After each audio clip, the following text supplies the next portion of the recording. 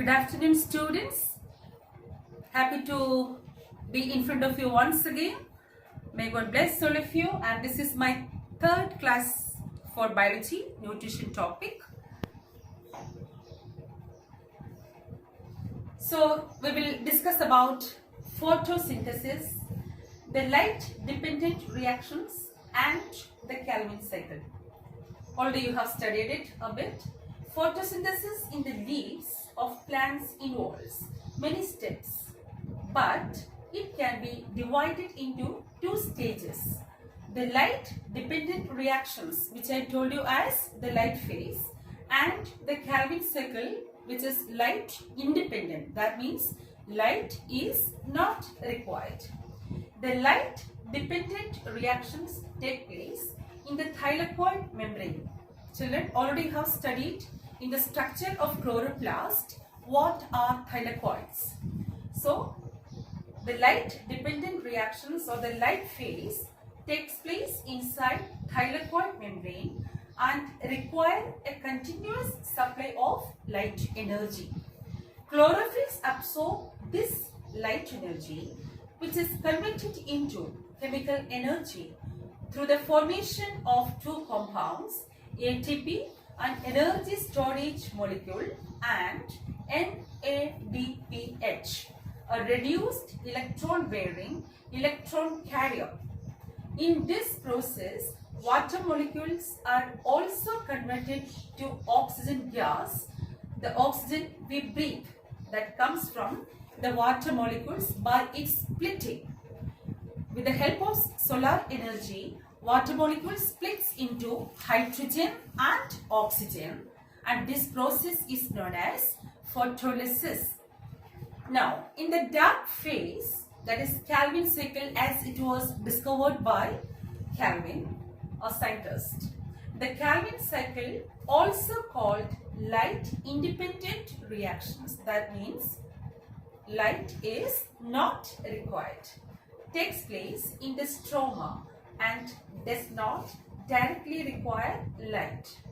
Instead, the Calvin cycle uses ATP and NADPH from the light dependent reactions to fix carbon dioxide and produce 3 carbon sugars, glyceraldehyde, 3-phosphate or 3G3P molecules which join up to form glucose. You can go through this diagram just to understand. The water molecule is taken into granum. This is granum and this is chloroplast, which already you have studied. So the water molecule is taken into that. Photolysis occurs and O2 is given out. And here also the conversion of ADP into ATP and NADP into forms NADPH. The H comes from where? By the photolysis of water.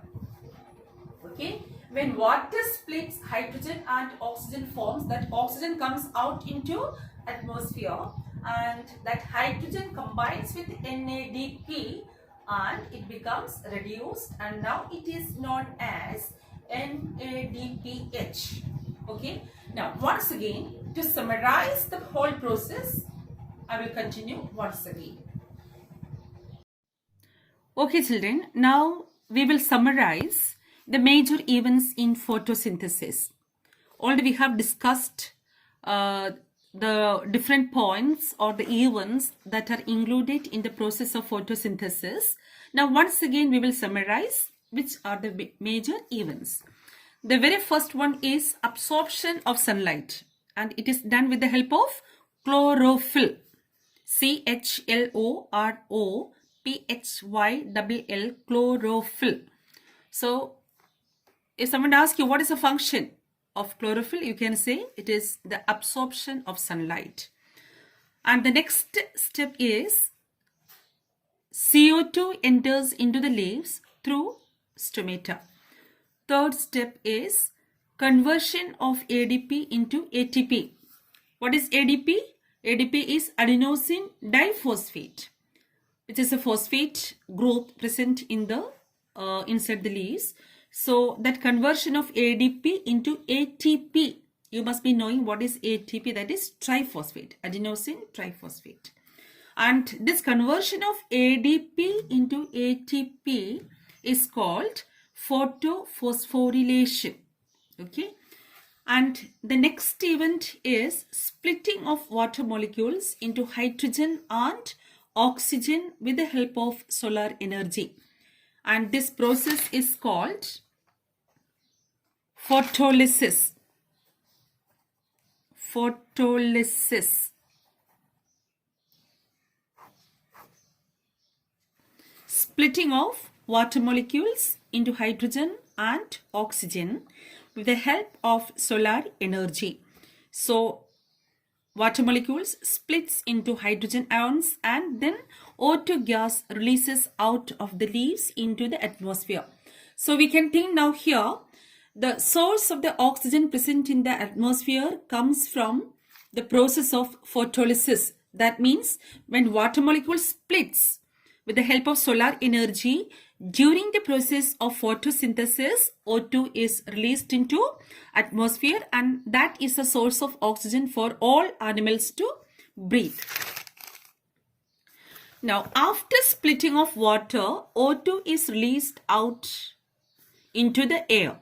Okay, and hydrogen which is formed there combines with the another phosphate group that is known as NADP. N, all capital letters you have to write. Capital NADP. NADP. The full form is nicotinamide adenine diphosphate. Okay. And when hydrogen combines with the NADP, it gets reduced into NADPH. Once again, I hope you understand what I say. NADP, which is a phosphate group, gets reduced when hydrogen is added to it and it forms NADPH. All these steps what I told you now are the steps of light phase. And you know, children, light phase occurs where? It occurs in the granum of the chloroplast, which already you have studied in the previous classes. Now let's see dark phase events. That means the various events or the steps of photosynthesis that occurs in dark phase. You know, dark phase occurs where? It is in the stroma part of the chloroplast. And you know that dark phase doesn't mean it takes place at night. It means only that it doesn't want any light. There is no requirement of any form of light. In the dark phase, ATP, which is formed in the light phase, NADPH combines with CO2 in presence of another phosphate group that is known as RUBP, ribulose biphosphate. Ribulose biphosphate. It is an enzymatic group present in the stroma which facilitates the chemical reactions that take place in the stroma. So what happens to the dark phase? ATP, NADPH combines with the carbon dioxide in presence of ribulose biphosphate, RUBP, an enzymatic group present in the stroma. And you can see the final equation of photosynthesis, which is actually not required for you to memorize. But you can see what happens in the dark phase. CO2 plus ATP plus NADPH plus RUBP gives C6H12O6 plus ADP plus NADP plus RUBP. So that means at the end of a series of chemical reactions, listen carefully, At the end of a series of chemical reactions, glucose is formed as the end product along with ADP, NADP and RUBP. These three things are regenerated in the leaf, inside the leaf or inside the chloroplast. Now, glucose is produced, as I told you, and rest all are regenerated. What happens to the glucose, the extra do you think the plants prepare the glucose only for their own need or just enough for their own requirements? No, always there is extra amount of glucose produced in the leaves. Understood? So that extra glucose is converted into starch, and that starch is stored up in the different parts of the plants like root, stem, leaf and fruits, and those plant parts are edible for us. No, we eat various forms of roots, leaves are edible, stems are edible, fruits are edible. So all this extra glucose which is prepared by the plants during the process of photosynthesis is converted into starch, and it is stored up in the different parts of the plants which is used by rest of the world or the rest of the animals for their food. Okay, now my dear children, can you say some of the points to show the significance of photosynthesis, or how is photosynthesis important? First of all, you know it traps solar energy and converts into chemical energy. No other organisms can do this wonderful process in this world. Only green plants can do this process of trapping solar energy and convert it into chemical energy, because they are blessed with the presence of chlorophyll. And you already know that there is an animal which is blessed also in the same manner. That animal is Euglena. Euglena is an animal which also can trap solar energy, as it contains chlorophyll, and when Euglena is exposed to sunlight, it also can absorb sunlight and perform the process of photosynthesis. Okay, otherwise Euglena is heterotrophic. Okay, now the second significance we can discuss, the green plants prepare the food for the whole world. That is another significance, and you can find out, you can look for. Okay, I have discussed 2 points with you as the significance of photosynthesis. You can look for 1 or 2 more points if you wish. And missing you children so much, the classes that we used to have.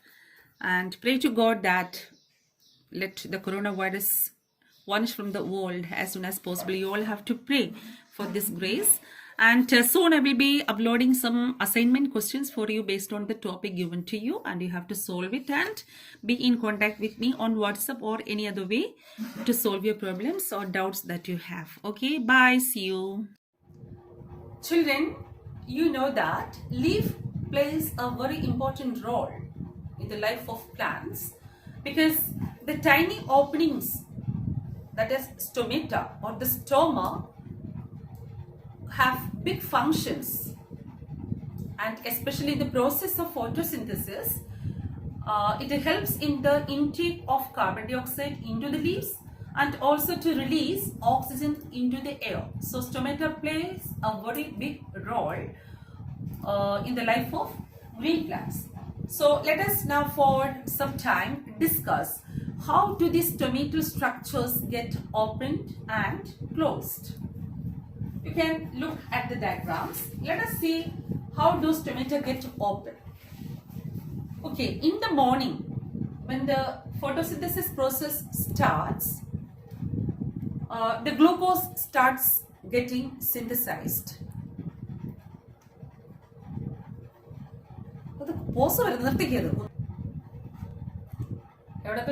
Start जहां से mummy continue करो जो बोलना बोल. Actually, there are different mechanisms which are responsible for the opening and closing of the stomata.